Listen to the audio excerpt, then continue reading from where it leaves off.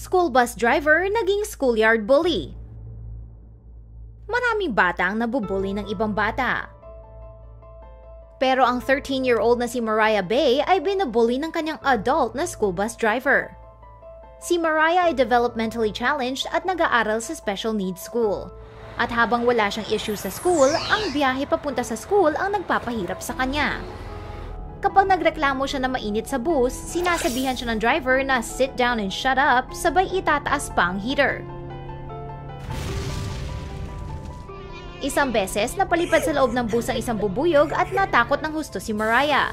Pero imbes na sabihan ng ibang bata na huwag tuksuhin si Mariah, tinuruan pa sila ng bus driver ng bagong paraan ng panunukso sa kawawang bata. Ayon sa Olympia School District, sineseryoso nila ang mga pangyayari na kanila ring iniimbestigahan. Ang ina ni Mariah na si Luann Bay ay pinag-iisipan kung siya ay magdedemanda.